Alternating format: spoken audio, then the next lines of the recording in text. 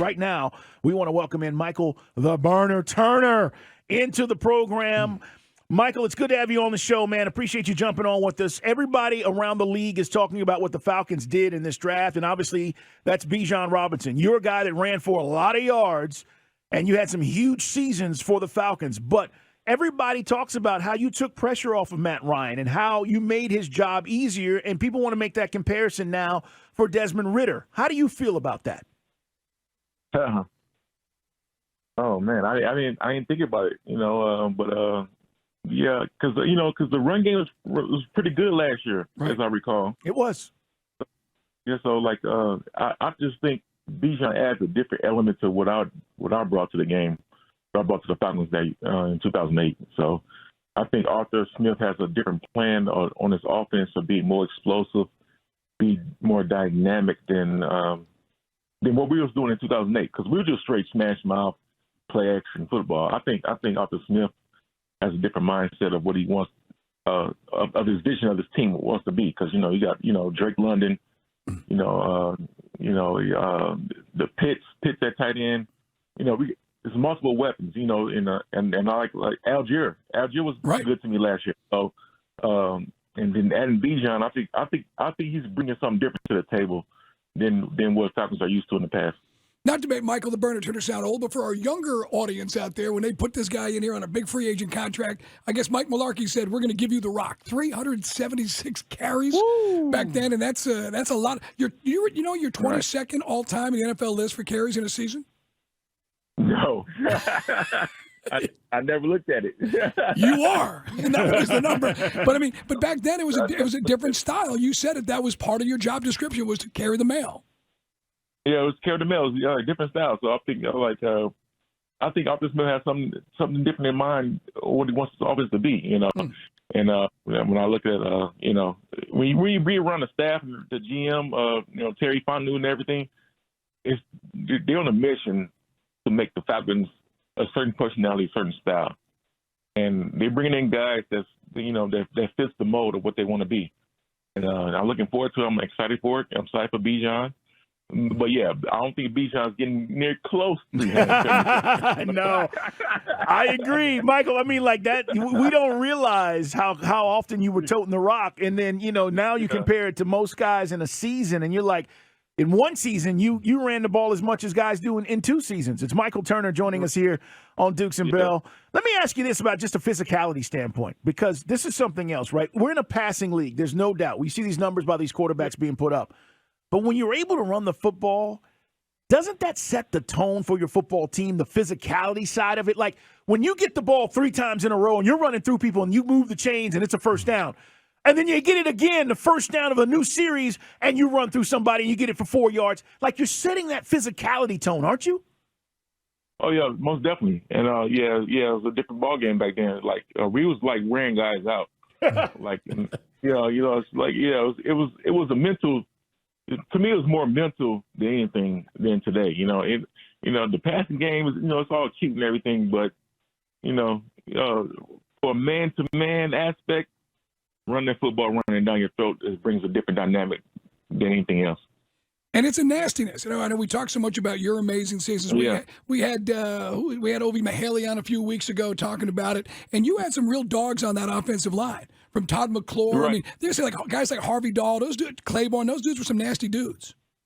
Yeah, it doesn't just affect the running back as far as being nasty, but you get a nasty offensive line knowing we're going to run the ball, majority of the game.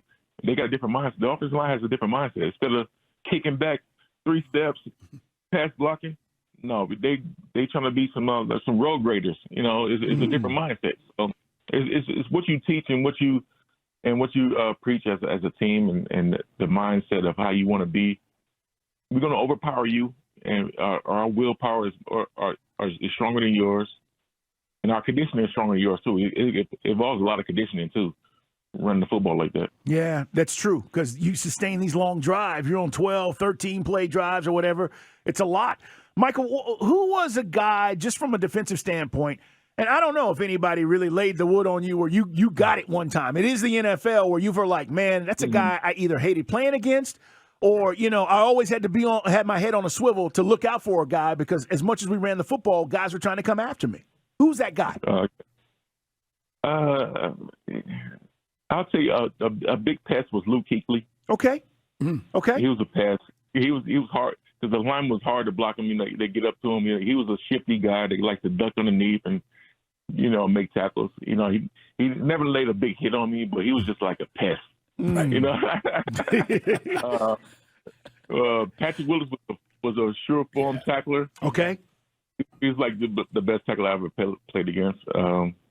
Like once he got his hands on you, he wouldn't let go. Yeah. Once he got a hold on you, it was a wrap. It's done. It's done. I don't think I ever broke a Patrick Willis tackle. Man, who else out there? Oh man, me and man, I can't even think. My man from New Orleans came from Miami. Oh, Jonathan Vilma. Yeah, Jonathan Vilma. We have some battles. Jonathan Vilma. We have some battles. We have some battles. I was going to say, most of those guys would be feeling, they'd be icing up after they hit you more than you getting iced up from them hitting you. Yeah.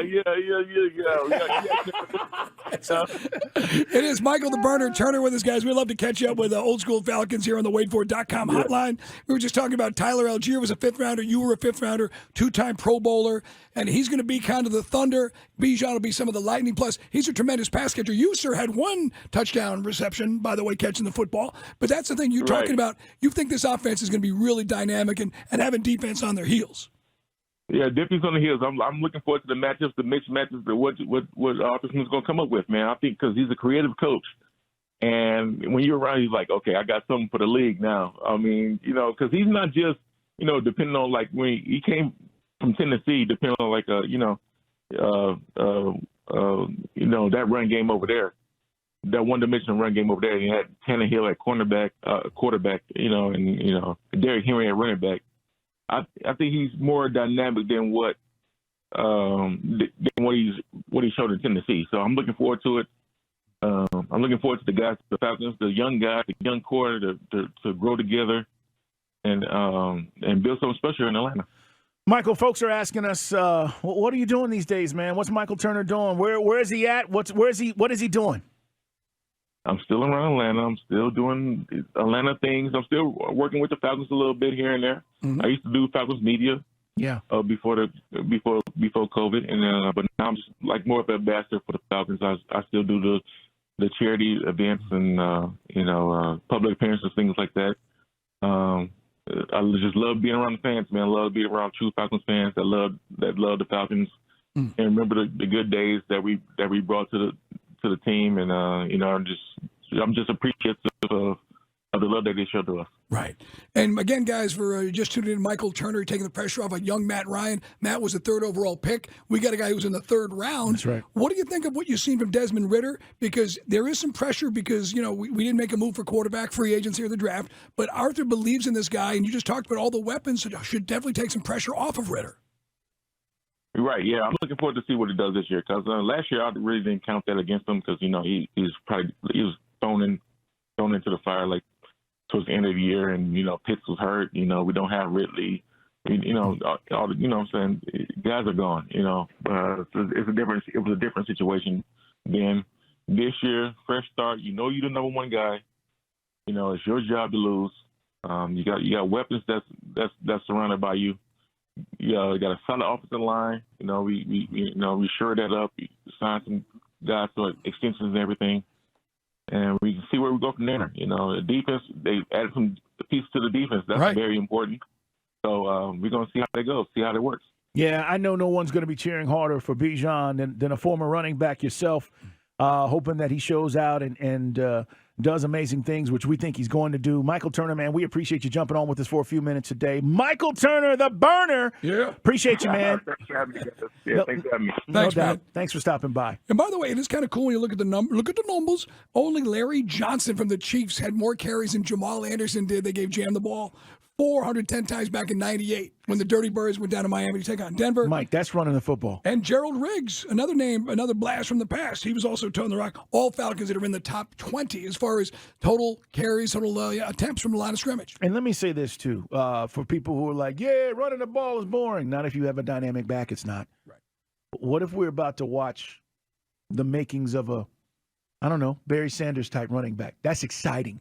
What if we're looking at that kind of explosiveness, which apparently we are, guys? Okay, I'm just telling you from the combine and all the things that when you start talking about athleticism, Bijan's right up there. And that part of it, Mike, when we talk to people and we say, hey, we're going to run the football, you run the football to finish games, but you also run it to create a physicality. But, Mike, if you have that kind of excitement, and I'm just picking out the best backs that we've ever seen, and if we get a little bit of that, man, this is going to be super exciting. On top of the fact that we got these dogs on the outside now. Right. And again, maybe someday we can laugh about the old argument about who we didn't get after or what would happen.